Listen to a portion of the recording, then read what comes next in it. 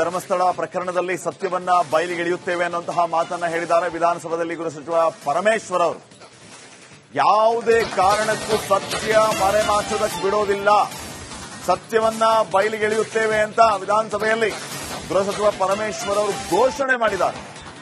ಯಾರದ್ದೇ ಷಡ್ಯಂತ್ರ ಇದ್ರೂ ಕೂಡ ಖಂಡಿತ ಆಚೆ ಬರುತ್ತೆ. ಮುಸುಕುಧಾರಿ ತಪ್ಪು ಮಾಡಿದ್ರೆ ಅದು ಕೂಡ ಬಯಲಾಗುತ್ತೆ.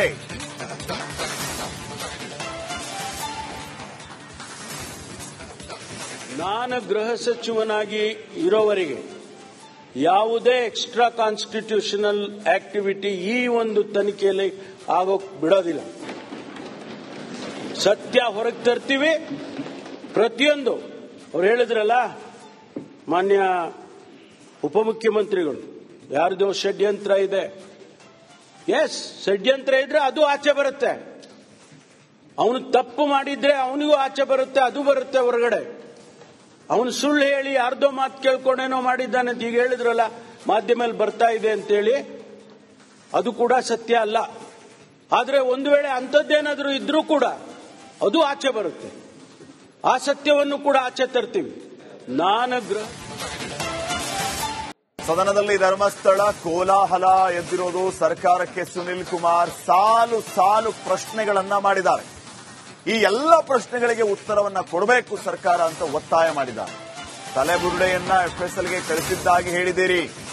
ಆ ತಲೆಬುರುಡೆ ತೆಗೆಯೋದಕ್ಕೆ ಅನುಮತಿ ಕೊಟ್ಟಿದ್ಯಾರು? ಇದಕ್ಕೆ ಸರ್ಕಾರ ಉತ್ತರ ಕೊಡಬೇಕು. ಇದ್ರ ಬಗ್ಗೆ ತನಿಖೆ ಆಗಿದೆಯಾ? ನಂಬರ್ 2. ಎರಡನೇ ಪ್ರಶ್ನೆ, ಇದಕ್ಕೆ ಸರ್ಕಾರ ಉತ್ತರ ಕೊಡಬೇಕು. ಅನುಮತಿ ಇಲ್ಲದೆ ತಲೆಬುರುಡೆ ತೆಗೆದಿದ್ರೆ ಅಂಥವರ ವಿರುದ್ಧ ಕ್ರಮ ಏನು? ಇದಕ್ಕೆ ಸರ್ಕಾರ ಉತ್ತರ ಕೊಡಬೇಕು. ಪ್ರಶ್ನೆ ನಂಬರ್ 3, ಅವರ ವಿರುದ್ಧ ಯಾವ ಕ್ರಮ ಕೈಗೊಳ್ತೀರಿ? ಯಾವ ಕ್ರಮ ಕೈಗೊಂಡಿದ್ದೀರಿ? ಈ ಪ್ರಶ್ನೆಗೆ ಸರ್ಕಾರ ಉತ್ತರ ಕೊಡಬೇಕು. ಪ್ರಶ್ನೆ ನಂಬರ್ 4, ಈ ರೀತಿ ರಾಜ್ಯ ಸರ್ಕಾರಕ್ಕೆ ಶಾಸಕ ಸುನಿಲ್ ಕುಮಾರ್ ಸಾಲು ಸಾಲು ಪ್ರಶ್ನೆಗಳನ್ನ ಮಾಡಿದ್ದಾರೆ. ಈಗ ಅದನ್ನು ಶುಕ್ರವಾರದ ನಂತರ 2 ದಿನದ ಬೆಳವಣಿಗೆಗಳು ಏನೇನಾಗಿದೆ ಅಂತ ನಿಮಗೆ ಗೊತ್ತಿದೆ. ಮಾನ್ಯ ಗೃಹ ಸಚಿವರು ದೇಶದ ನಂಬರ್ 1 ಗೃಹ ಸಚಿವರು ಅಂತ ಅವರೇ ಮನೆ ಹೇಳ್ಕೊಂಡಿದ್ದಾರೆ.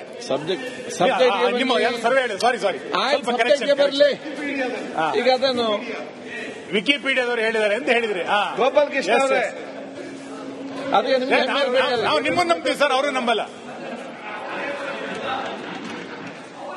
ಹಾಗಾಗಿ ಈ ವಿಷಯಕ್ಕೆ ಸಂಬಂಧಪಟ್ಟಂತೆ ರಾಜ್ಯದ ಜನರ ಭಾವನೆ ಏನಿತ್ತು ಅದಕ್ಕೆ ಸ್ಪಂದನವನ್ನ ಮಾಡಿ ಉತ್ತರವನ್ನ ಕೊಡ್ತಾರೆ ಅಂತ ನಾನು ನಿರೀಕ್ಷೆ ಮಾಡಿದ್ದೆ. ನಾನು ಬಹಳ ಸ್ಪಷ್ಟ ಮಾಡೋದೇನು ಅಂತ, ಮಾನ್ಯ ಗೃಹ ಸಚಿವರೇ, ನಾವು ಅಥವಾ ನಮ್ಮ ಪಾರ್ಟಿ SIT ರಚನೆಗೆ ಯಾವತ್ತೂ ಕೂಡ ವಿರೋಧ ಮಾಡಲಿಲ್ಲ. ನೀವು ಇದರ ಹಿಂದೆ ಸತ್ಯ ಹೊರಗೆ ಬರಬೇಕೇನಿದೆ ಅಂತ ಏನ್ ಹೇಳ್ತಾ ಇದ್ದೀರಿ, ಅದ್ರ ಬಗ್ಗೆ ನಮ್ದೇನು ವಿರೋಧ ಇಲ್ಲ. ಕ್ಲಾರಿಫಿಕೇಶನ್ ನಾವು ಆದ್ರೆ ಮೊನ್ನೆ ಚರ್ಚೆ ಮಾಡಿದ ವಿಷಯದಲ್ಲಿ ನೀವು ಇವತ್ತು ಆನ್ಸರ್ ಮಾಡದಲ್ಲೇ ಇರೋದೇನು ಅಂತ ಕೇಳಿದ್ರೆ ನಾವೇನ್ ಹೇಳಿದ್ದು, ನಾನು ಅವತ್ತು ವಿಷಯ ಎತ್ತಿದ್ದೇನು, ಈ ತನಿಖೆಯ ನೆಪದಲ್ಲಿ ಯೂಟ್ಯೂಬ್ಗಳನ್ನು ಬಳಸಿಕೊಂಡು ಸಾವಿರಾರು ಅಪಪ್ರಚಾರಗಳನ್ನು ಮಾಡ್ತಾ ಇದ್ದಾರಲ್ಲ, ಅವ್ರ ಮೇಲೆ ಏನ್ ಕ್ರಮ ತೆಗೆದುಕೊಳ್ತಾ ಇದ್ದೀರಿ ಅಂತ. SIT ಗುಂಡಿ ತೆಗೆದಿದೆ, ಯಾವುದೋ ಬುರುಡೆ ಸಿಕ್ಕಿದೆ, ಅದು ವಾದ ಬೇರೆ. ಇವತ್ತು ಇದರ ಹಿಂದೆ ಬಹಳ ದೊಡ್ಡ ಪ್ರಮಾಣದಲ್ಲಿ ಒಂದು ಷಡ್ಯಂತ್ರ ನಡೆದಿದೆ ಅನ್ನೋದನ್ನ ಸ್ವತಃ ಉಪಮುಖ್ಯಮಂತ್ರಿಗಳೇ ಹೇಳಿದ್ದಾರೆ. ಯಾವ ಷಡ್ಯಂತ್ರ ಅನ್ನೋದನ್ನ ಅವ್ರು ಸ್ಪಷ್ಟ ಮಾಡಬೇಕಾಗಿತ್ತು. ನಾವ್ ಹೇಳೋದೇನು ಅಂತಂದ್ರೆ, ಒಬ್ಬ ಮುಸುಕುದಾರಿ ಅಲ್ಲ ಇದರ ಹಿಂದೆ 16 ಜನ ಮುಸುಕು ಹಾಕೊಂಡು ಕೆಲಸ ಮಾಡ್ತಿದ್ದಾರೆ. 116 ಜನ ಮುಸುಕು ಹಾಕೊಂಡು ಕೆಲಸ ಮಾಡ್ತಿದ್ದಾರೆ. ಈ ಷಡ್ಯಂತ್ರದ ವಿರುದ್ಧ ಏನ್ ಮಾಡಿದಿರಿ ನೀವು? ಯಾವ ಅಪಪ್ರಚಾರ ಮಾಡೋದ್ರ ಮೇಲೆ ತನಿಖೆ ತೆಗೆದುಕೊಂಡ್ರಿ? ಇದು ಮೊದಲನೇ ಸಂಗತಿ. ಎರಡನೇದು, ಯಾರ್ಯಾರು ಇದರ ತನಿಖೆ ಆಗಬೇಕು ಅಂತೇಳಿ ಒತ್ತಾಯ ಮಾಡ್ತಾ ಇದ್ರು ಅಥವಾ ಇನ್ನೇನೋ ಹೇಳ್ತಾ ಇದ್ರು, ಅವರ ಹಿನ್ನೆಲೆ ಏನು ಅನ್ನೋದನ್ನ ಏನಾದ್ರೂ ಈ SIT ನಲ್ಲಿ ತರ್ತಾ ಇದ್ದೀರಾ? ಅಥವಾ ಮುಸುಕುದಾರಿ ಹೇಳಿದ್ ಮಾತ್ರ SIT ನಲ್ಲಿ ತನಿಖೆನಾ? ಅಥವಾ ಯೂಟ್ಯೂಬ್ಗಳು ಏನೇನು ಚರ್ಚೆ ಮಾಡಿದೆ, ಇದರ ಹಿಂದೆ ಹಣಕಾಸಿನ ಯಾರು ಕೊಟ್ಟಿದ್ದಾರೆ, ಇದರ ಹಿಂದೆ ಯಾರ್ಯಾರು ಇದ್ರು ಅನ್ನುವಂಥದ್ದನ್ನು ಕೂಡ ತನಿಖೆಗೆ ಒಳಪಡಿಸಬೇಕಾಗಿರುವಂತದ್ದು ಇವತ್ತಿನ ಅಗತ್ಯತೆ. ಮತ್ತು ನನಗೆ ಬಹಳ, ನಾನು ಅವತ್ತು ಹೇಳಿದ್ದೆ, ಇವತ್ತು ಕೂಡ ಹೇಳ್ತಾ ಇದ್ದೀನಿ, ಇಲ್ಲಿ ಸತ್ಯ ಗೊತ್ತಾಗಬೇಕು, ನ್ಯಾಯ ಗೊತ್ತಾಗಬೇಕಿಂತನೂ ಹೆಚ್ಚಾಗಿ ಧರ್ಮಸ್ಥಳದ ಹೆಸರಿಗೆ ಕೆಸರೆರಚಬೇಕು ಅನ್ನುವಂಥದ್ದೇ ದೊಡ್ಡ ಹುನ್ನಾರ ನಡೆದಿರೋದು. ಇಲ್ಲಿ ಸತ್ಯ ಹೊರಗೆ ಬರಬೇಕು ಅನ್ನೋ ಚರ್ಚೆ ಅಲ್ವೇ ಇಲ್ಲ. ಇಲ್ಲಿ ನ್ಯಾಯ, ಸರ್ಕಾರದ ಉದ್ದೇಶನೂ ಕೂಡ ಅದೇ. ಶುಕ್ರವಾರದ ನಂತರ ಅನ್ಫಾರ್ಚುನೇಟ್ಲಿ ನೀವು ಹೇಳಿದ್ ಬಿಟ್ಬೇಡಿ, ಶುಕ್ರವಾರದ ನಂತರ 2 ದಿನದ ಬೆಳವಣಿಗೆಗಳು ಏನೇನಾಗಿದೆ ಅಂತ ನಿಮಗೆ ಗೊತ್ತಿದೆ. ಮಾನ್ಯ ಗೃಹ ಸಚಿವರು ದೇಶದ ನಂಬರ್ 1 ಗೃಹ ಸಚಿವರು ಅಂತ ಅವರೇ ಮೊನ್ನೆ ಹೇಳ್ಕೊಂಡಿದ್ದಾರೆ. ನಿಮ್ಮ ಸರ್ವೆ ಹೇಳಿ, ಸಾರಿ ಸ್ವಲ್ಪ ಕರೆಕ್ಷನ್ ಬರಲಿ. ಈಗ ಅದನ್ನು ವಿಕಿಪೀಡಿಯಾದವರು ಹೇಳಿದ್ದಾರೆ ಅಂತ ಹೇಳಿದ್ರಿ. ಗೋಪಾಲ್ ಕೃಷ್ಣ ಅವರೇ, ಅದಕ್ಕೆ ನಾವು ನಿಮ್ಮನ್ನು ನಂಬ್ತೀವಿ ಸರ್, ಅವರು ನಂಬಲ್ಲ. ಹಾಗಾಗಿ ಆಯ್ತಪ್ಪ, ಈ ವಿಷಯಕ್ಕೆ ಸಂಬಂಧಪಟ್ಟಂತೆ ರಾಜ್ಯದ ಜನರ ಭಾವನೆ ಏನಿತ್ತು ಅದಕ್ಕೆ ಸ್ಪಂದನವನ್ನ ಮಾಡಿ ಉತ್ತರವನ್ನ ಕೊಡ್ತಾರೆ ಅಂತ ನಾನು ನಿರೀಕ್ಷೆ ಮಾಡಿದ್ದೆ. ನಾನು ಬಹಳ ಸ್ಪಷ್ಟ ಮಾಡೋದೇನು ಅಂತಂದ್ರೆ, ಮಾನ್ಯ ಗೃಹ ಸಚಿವರೇ, ನಾವು ಅಥವಾ ನಮ್ಮ ಪಾರ್ಟಿ SIT ರಚನೆಗೆ ಯಾವತ್ತೂ ಕೂಡ ವಿರೋಧ ಮಾಡಲಿಲ್ಲ. ನೀವು ಇದರ ಹಿಂದೆ ಸತ್ಯ ಹೊರಗೆ ಬರಬೇಕೇನಿದೆ ಅಂತ ಏನ್ ಹೇಳ್ತಾ ಇದ್ದೀರಿ, ಅದ್ರ ಬಗ್ಗೆ ನಮ್ದೇನು ವಿರೋಧ ಇಲ್ಲ. ಕ್ಲಾರಿಫಿಕೇಶನ್ ನಾವು ಆದ್ರೆ ಮೊನ್ನೆ ಚರ್ಚೆ ಮಾಡಿದ ವಿಷಯದಲ್ಲಿ ನೀವು ಇವತ್ತು ಆನ್ಸರ್ ಮಾಡದಲೇ ಇರೋದೇನು ಅಂತ ಕೇಳಿದ್ರೆ, ನಾವೇನ್ ಹೇಳಿದ್ದು, ನಾನು ಅವತ್ತು ವಿಷಯ ಎತ್ತಿದ್ದೇನು, ಈ ತನಿಖೆಯ ನೆಪದಲ್ಲಿ ಯೂಟ್ಯೂಬ್ಗಳನ್ನು ಬಳಸಿಕೊಂಡು ಸಾವಿರಾರು ಅಪಪ್ರಚಾರಗಳನ್ನು ಮಾಡ್ತಾ ಇದಾರಲ್ಲ, ಅವ್ರ ಮೇಲೆ ಏನ್ ಕ್ರಮ ತೆಗೆದುಕೊಳ್ತಾ ಇದ್ದೀರಿ ಅಂತ. SIT ಗುಂಡಿ ತೆಗೆದಿದೆ, ಯಾವುದೋ ಬುರ್ಡೆ ಸಿಕ್ಕಿದೆ, ಅದು ವಾದ ಬೇರೆ. ಇವತ್ತು ಇದರ ಹಿಂದೆ ಬಹಳ ದೊಡ್ಡ ಪ್ರಮಾಣದಲ್ಲಿ ಒಂದು ಷಡ್ಯಂತ್ರ ನಡೆದಿದೆ ಅನ್ನೋದನ್ನ ಸ್ವತಃ ಉಪಮುಖ್ಯಮಂತ್ರಿಗಳೇ ಹೇಳಿದ್ದಾರೆ. ಯಾವ ಷಡ್ಯಂತ್ರ ಅನ್ನೋದನ್ನ ಅವ್ರು ಸ್ಪಷ್ಟ ಮಾಡಬೇಕಾಗಿತ್ತು. ನಾವ್ ಹೇಳೋದೇನು ಅಂತಂದ್ರೆ, ಒಬ್ಬ ಮುಸುಕುದಾರಿ ಅಲ್ಲ ಇದರ ಹಿಂದೆ 16 ಜನ ಮುಸುಕು ಹಾಕೊಂಡು ಕೆಲಸ ಮಾಡ್ತಿದ್ದಾರೆ, 116 ಜನ ಮುಸುಕು ಹಾಕೊಂಡು ಕೆಲಸ ಮಾಡ್ತಿದ್ದಾರೆ. ಈ ಷಡ್ಯಂತ್ರದ ವಿರುದ್ಧ ಏನ್ ಮಾಡಿದಿರಿ ನೀವು? ಯಾವ ಅಪಪ್ರಚಾರ ಮಾಡಿದ್ರ ಮೇಲೆ ತನಿಖೆ ತೆಗೆದುಕೊಂಡ್ರಿ? ಇದು ಮೊದಲನೇ ಸಂಗತಿ. ಎರಡನೇದು, ಯಾರ್ಯಾರು ಇದರ ತನಿಖೆ ಆಗಬೇಕು ಅಂತೇಳಿ ಒತ್ತಾಯ ಮಾಡ್ತಾ ಇದ್ರು ಅಥವಾ ಇನ್ನೇನೋ ಹೇಳ್ತಾ ಇದ್ರು, ಅವರ ಹಿನ್ನೆಲೆ ಏನು ಅನ್ನೋದನ್ನ ಏನಾದ್ರೂ ಈ SIT ನಲ್ಲಿ ತರ್ತಾ ಇದ್ದೀರಾ? ಅಥವಾ ಮುಸುಕುದಾರಿ ಹೇಳಿದ್ ಮಾತ್ರ SIT ನಲ್ಲಿ ತನಿಖೆನಾ, ಅಥವಾ ಯೂಟ್ಯೂಬ್ಗಳು ಏನೇನು? ಧರ್ಮಸ್ಥಳ ಪ್ರಕರಣದಲ್ಲಿ ಸತ್ಯವನ್ನ ಬಯಲಿಗೆಳೆಯುತ್ತೇವೆ ಅನ್ನುವಂತಹ ಮಾತನ್ನ ಹೇಳಿದ್ದಾರೆ ವಿಧಾನಸಭೆಯಲ್ಲಿ ಗೃಹ ಸಚಿವ ಪರಮೇಶ್ವರ್ ಅವರು. ಯಾವುದೇ ಕಾರಣಕ್ಕೂ ಸತ್ಯ ಮರೆಮಾಚೋದಕ್ಕೆ ಬಿಡೋದಿಲ್ಲ, ಸತ್ಯವನ್ನ ಬಯಲಿಗೆಳೆಯುತ್ತೇವೆ ಅಂತ ವಿಧಾನಸಭೆಯಲ್ಲಿ ಗೃಹ ಸಚಿವ ಪರಮೇಶ್ವರ್ ಅವರು ಘೋಷಣೆ ಮಾಡಿದ್ದಾರೆ. ಯಾರಂತೆ ಷಡ್ಯಂತ್ರ ಇದ್ರೂ ಕೂಡ ಖಂಡಿತ ಆಚೆ ಬರುತ್ತೆ. ಮುಸುಕುಧಾರಿ ತಪ್ಪು ಮಾಡಿದ್ರೆ ಅದು ಕೂಡ ಬಯಲಾಗುತ್ತೆ.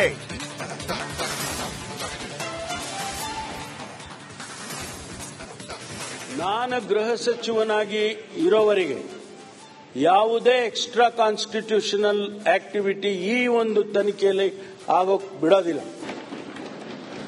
ಸತ್ಯ ಹೊರಗೆ ತರ್ತೀವಿ. ಪ್ರತಿಯೊಂದು ಅವ್ರು ಹೇಳಿದ್ರಲ್ಲ ಮಾನ್ಯ ಉಪಮುಖ್ಯಮಂತ್ರಿಗಳು, ಯಾರ್ದೋ ಷಡ್ಯಂತ್ರ ಇದೆ. ಎಸ್, ಷಡ್ಯಂತ್ರ ಇದ್ರೆ ಅದು ಆಚೆ ಬರುತ್ತೆ. ಅವನು ತಪ್ಪು ಮಾಡಿದ್ರೆ ಅವನಿಗೂ ಆಚೆ ಬರುತ್ತೆ, ಅದು ಬರುತ್ತೆ ಹೊರಗಡೆ. ಅವನು ಸುಳ್ಳು ಹೇಳಿ ಯಾರ್ದೋ ಮಾತು ಕೇಳ್ಕೊಂಡೇನೋ ಮಾಡಿದ್ದಾನೆ ಅಂತ ಈಗ ಹೇಳಿದ್ರಲ್ಲ, ಮಾಧ್ಯಮದಲ್ಲಿ ಬರ್ತಾ ಇದೆ ಅಂತೇಳಿ, ಅದು ಕೂಡ ಸತ್ಯ ಅಲ್ಲ. ಆದ್ರೆ ಒಂದು ವೇಳೆ ಅಂಥದ್ದೇನಾದ್ರೂ ಇದ್ರೂ ಕೂಡ ಅದು ಆಚೆ ಬರುತ್ತೆ. ಆ ಸತ್ಯವನ್ನು ಕೂಡ ಆಚೆ ತರ್ತೀವಿ. ಸದನದಲ್ಲಿ ಧರ್ಮಸ್ಥಳ ಕೋಲಾಹಲ ಎದ್ದಿರೋದು ಸರ್ಕಾರಕ್ಕೆ ಸುನಿಲ್ ಕುಮಾರ್ ಸಾಲು ಪ್ರಶ್ನೆಗಳನ್ನ ಮಾಡಿದ್ದಾರೆ. ಈ ಎಲ್ಲ ಪ್ರಶ್ನೆಗಳಿಗೆ ಉತ್ತರವನ್ನ ಕೊಡಬೇಕು ಸರ್ಕಾರ ಅಂತ ಒತ್ತಾಯ ಮಾಡಿದ್ದಾರೆ. ತಲೆಬುರುಡೆಯನ್ನ FSLಗೆ ಕಳಿಸಿದ್ದಾಗಿ ಹೇಳಿದ್ದೀರಿ. ಆ ತಲೆಬುರುಡೆ ತೆಗೆಯೋದಕ್ಕೆ ಅನುಮತಿ ಕೊಟ್ಟಿದ್ಯಾರು? ಇದಕ್ಕೆ ಸರ್ಕಾರ ಉತ್ತರ ಕೊಡಬೇಕು. ಇದ್ರ ಬಗ್ಗೆ ತನಿಖೆ ಆಗಿದೆಯಾ? ನಂಬರ್ 2. ಎರಡನೇ ಪ್ರಶ್ನೆ, ಇದಕ್ಕೆ ಸರ್ಕಾರ ಉತ್ತರ ಕೊಡಬೇಕು. ಅನುಮತಿ ಇಲ್ಲದೆ ತಲೆಬುರುಡೆ ತೆಗೆದಿದ್ರೆ ಅಂಥವರ ವಿರುದ್ಧ ಕ್ರಮ ಏನು? ಇದಕ್ಕೆ ಸರ್ಕಾರ ಉತ್ತರ ಕೊಡಬೇಕು. ಪ್ರಶ್ನೆ ನಂಬರ್ 3, ಅವರ ವಿರುದ್ಧ ಯಾವ ಕ್ರಮ ಕೈಗೊಳ್ತೀರಿ? ಯಾವ ಕ್ರಮ ಕೈಗೊಂಡಿದ್ದೀರಿ? ಈ ಪ್ರಶ್ನೆಗೆ ಸರ್ಕಾರ ಉತ್ತರ ಕೊಡಬೇಕು. ಪ್ರಶ್ನೆ ನಂಬರ್ 4, ಈ ರೀತಿ ರಾಜ್ಯ ಸರ್ಕಾರಕ್ಕೆ ಶಾಸಕ ಸುನಿಲ್ ಕುಮಾರ್ ಸಾಲು ಪ್ರಶ್ನೆಗಳನ್ನ ಮಾಡಿದ್ದಾರೆ. ಈಗ ಅದನ್ನು ಶುಕ್ರವಾರದ ನಂತರ 2 ದಿನದ ಬೆಳವಣಿಗೆಗಳು ಏನೇನಾಗಿದೆ ಅಂತ ನಿಮಗೆ ಗೊತ್ತಿದೆ. ಮಾನ್ಯ ಗೃಹ ಸಚಿವರು ದೇಶದ ನಂಬರ್ 1 ಗೃಹ ಸಚಿವರು ಅಂತ ಅವರೇ ಮೊನ್ನೆ ಹೇಳ್ಕೊಂಡಿದ್ದಾರೆ. ನಿಮ್ಮ ಸರ್ವೆ ಹೇಳಿ, ಸಾರಿ ಸ್ವಲ್ಪ ಕರೆಕ್ಷನ್ ಬರಲಿ. ಈಗ ಅದನ್ನು ವಿಕಿಪೀಡಿಯಾದವರು ಹೇಳಿದ್ದಾರೆ ಅಂತ ಹೇಳಿದ್ರಿ. ಗೋಪಾಲ್ ಕೃಷ್ಣ ಅವರೇ, ನಾವು ನಿಮ್ಮನ್ನು ನಂಬ್ತೀವಿ ಸರ್, ಅವರು ನಂಬಲ್ಲ. ಹಾಗಾಗಿ ಆಯ್ತಪ್ಪ, ಈ ವಿಷಯಕ್ಕೆ ಸಂಬಂಧಪಟ್ಟಂತೆ ರಾಜ್ಯದ ಜನರ ಭಾವನೆ ಏನಿತ್ತು ಅದಕ್ಕೆ ಸ್ಪಂದನವನ್ನ ಮಾಡಿ ಉತ್ತರವನ್ನ ಕೊಡ್ತಾರೆ ಅಂತ ನಾನು ನಿರೀಕ್ಷೆ ಮಾಡಿದ್ದೆ. ನಾನು ಬಹಳ ಸ್ಪಷ್ಟ ಮಾಡೋದೇನು ಅಂತ, ಮಾನ್ಯ ಗೃಹ ಸಚಿವರೇ, ನಾವು ಅಥವಾ ನಮ್ಮ ಪಾರ್ಟಿ SIT ರಚನೆಗೆ ಯಾವತ್ತೂ ಕೂಡ ವಿರೋಧ ಮಾಡಲಿಲ್ಲ. ನೀವು ಇದರ ಹಿಂದೆ ಸತ್ಯ ಹೊರಗೆ ಬರಬೇಕೇನಿದೆ ಅಂತ ಏನ್ ಹೇಳ್ತಾ ಇದ್ದೀರಿ, ಅದ್ರ ಬಗ್ಗೆ ನಮ್ದೇನು ವಿರೋಧ ಇಲ್ಲ. ಕ್ಲಾರಿಫಿಕೇಶನ್ ನಾವು ಆದ್ರೆ ಮೊನ್ನೆ ಚರ್ಚೆ ಮಾಡಿದ ವಿಷಯದಲ್ಲಿ ನೀವು ಇವತ್ತು ಆನ್ಸರ್ ಮಾಡದಲೇ ಇರೋದೇನು ಅಂತ ಕೇಳಿದ್ರೆ, ನಾವೇನ್ ಹೇಳಿದ್ದು, ನಾನು ಅವತ್ತು ವಿಷಯ ಎತ್ತಿದ್ದೇನು, ಈ ತನಿಖೆಯ ನೆಪದಲ್ಲಿ ಯೂಟ್ಯೂಬ್ಗಳನ್ನು ಬಳಸಿಕೊಂಡು ಸಾವಿರಾರು ಅಪಪ್ರಚಾರಗಳನ್ನು ಮಾಡ್ತಾ ಇದಾರಲ್ಲ, ಅವ್ರ ಮೇಲೆ ಏನ್ ಕ್ರಮ ತೆಗೆದುಕೊಳ್ತಾ ಇದ್ದೀರಿ ಅಂತ. SIT ಗುಂಡಿ ತೆಗೆದಿದೆ, ಯಾವುದೋ ಬುರ್ಡೆ ಸಿಕ್ಕಿದೆ, ಅದು ವಾದ ಬೇರೆ. ಇವತ್ತು ಇದರ ಹಿಂದೆ ಬಹಳ ದೊಡ್ಡ ಪ್ರಮಾಣದಲ್ಲಿ ಒಂದು ಷಡ್ಯಂತರ ನಡೆದಿದೆ ಅನ್ನೋದನ್ನ ಸ್ವತಃ ಉಪಮುಖ್ಯಮಂತ್ರಿಗಳೇ ಹೇಳಿದ್ದಾರೆ. ಯಾವ ಷಡ್ಯಂತರ ಅನ್ನೋದನ್ನ ಅವ್ರು ಸ್ಪಷ್ಟ ಮಾಡಬೇಕಾಗಿತ್ತು. ನಾವ್ ಹೇಳೋದೇನು ಅಂತಂದ್ರೆ, ಒಬ್ಬ ಮುಸುಕುದಾರಿ ಅಲ್ಲ ಇದರ ಹಿಂದೆ 16 ಜನ ಮುಸುಕು ಹಾಕೊಂಡು ಕೆಲಸ ಮಾಡ್ತಿದ್ದಾರೆ, 116 ಜನ ಮುಸುಕು ಹಾಕೊಂಡು ಕೆಲಸ ಮಾಡ್ತಿದ್ದಾರೆ. ಈ ಷಡ್ಯಂತರದ ವಿರುದ್ಧ ಏನ್ ಮಾಡಿದಿರಿ ನೀವು? ಯಾವ ಅಪಪ್ರಚಾರ ಮಾಡಿದ್ರ ಮೇಲೆ ತನಿಖೆ ತೆಗೆದುಕೊಂಡ್ರಿ? ಇದು ಮೊದಲನೇ ಸಂಗತಿ. ಎರಡನೇದು, ಯಾರ್ಯಾರು ಇದರ ತನಿಖೆ ಆಗಬೇಕು ಅಂತೇಳಿ ಒತ್ತಾಯ ಮಾಡ್ತಾ ಇದ್ರು ಅಥವಾ ಇನ್ನೇನೋ ಹೇಳ್ತಾ ಇದ್ರು, ಅವರ ಹಿನ್ನೆಲೆ ಏನು ಅನ್ನೋದನ್ನ ಏನಾದ್ರೂ ಈ SIT ನಲ್ಲಿ ತರ್ತಾ ಇದ್ದೀರಾ? ಅಥವಾ ಮುಸುಕುದಾರಿ ಹೇಳಿದ್ ಮಾತ್ರ SIT ನಲ್ಲಿ ತನಿಖೆನಾ? ಅಥವಾ ಯೂಟ್ಯೂಬ್ಗಳು ಏನೇನು ಚರ್ಚೆ ಮಾಡಿದೆ, ಇದರ ಹಿಂದೆ ಹಣಕಾಸಿನ ಯಾರು ಕೊಟ್ಟಿದ್ದಾರೆ, ಇದರ ಹಿಂದೆ ಯಾರ್ಯಾರಿದ್ರು ಅನ್ನುವಂಥದ್ದನ್ನು ಕೂಡ ತನಿಖೆಗೆ ಒಳಪಡಿಸಬೇಕಾಗಿರುವಂಥದ್ದು ಇವತ್ತಿನ ಅಗತ್ಯತೆ.